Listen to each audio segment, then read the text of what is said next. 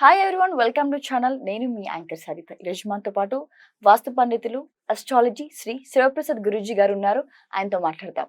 నమస్తే గురూజీ. ఆశీర్వచనం తల్లి. మరి ఈ నెల ఇంకా మే అయితే స్టార్ట్ అయిపోతుంది మనకి ఇంకో 2-3 రోజుల్లో. కాబట్టి ఈ నెల ఏ రాశి వరకు ఎలా ఉంది మనం ఒక్కొక్కటిగా మాట్లాడుకుందాం.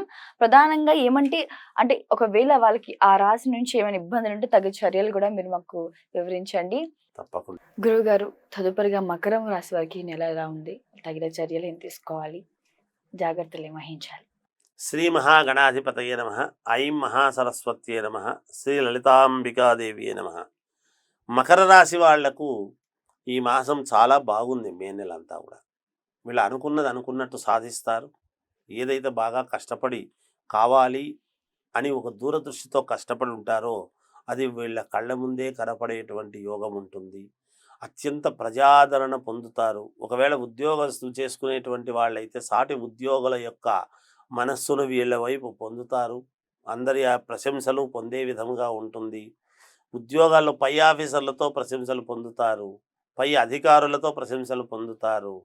వీళ్ళు అనుకూలవంతమైనటువంటి ప్రతి అడుగు కూడా అనుకూలవంతమైనటువంటి చోటుకే వేయటము, సత్ఫలితాలు వచ్చే విధముగా వీళ్ళ ఆలోచనలు ఉంటాయి. పెద్దలను గౌరవిస్తారు, గౌరవాన్ని పొందుతారు. ఒకరికి గౌరవం ఇస్తారు, వాళ్ళు గౌరవం తీసుకుంటారు. వ్యక్తిత్వపరముగా వీళ్ళు ఒక 4 అడుగులు ముందుకు పెరుగుతారు గాక. ఎంత వీళ్ళ మీద నరదృష్టి ప్రభావము అనేటువంటిది ఉండినా కూడా అవన్నీ ఏమీ పని చేయకుండా యోగవంతమైనటువంటి నిర్ణయాల వైపు వీళ్ళ యొక్క ఇది ఉంటుంది గాక. శని స్వక్షేత్రములో ఉండేటువంటి దాని వలన శారీరక శ్రమ అనేటువంటిది ఎక్కువగా ఉండినా కూడా ఫలితాలు మాత్రం మహాద్భుతమైనటువంటి ఫలితాలు పొందుతారు ఈ మాసంలో ఈ మకర రాశి వాళ్ళు అనేటువంటిది ఉన్నది. రాజకీయాలలో ఉండేటువంటి వాళ్ళు తప్పకుండా కిరీట ధారణ అనేటువంటిది ఉన్నది. వ్యాపారం చేసుకునేటువంటి వాళ్ళు కీలకమైనటువంటి నిర్ణయాలు తీసుకొని వ్యాపార అభివృద్ధి పదంలో ఎలా నడపాలి అనేటువంటి దాని గురించి మల్లగుల్లాలు పడి ఒక నిర్ణయానికి రావటం జరుగుతుంది. శుభకార్యాలకు సంబంధించినటువంటి నిర్ణయాలు తీసుకుంటారు. అలాగే కొంతమంది ఉద్యోగస్తులకు స్థానచలనం, ఉన్నతమైనటువంటి చోటికి స్థానచలనం కలగడం అనేది జరుగుతుంది. విదేశాలకు వెళ్ళాలి అనుకునేటువంటి వాళ్లకు తొందరగా చేసుకోవడం, వెళ్ళిపోవడం కూడా జరుగుతుంది గాక.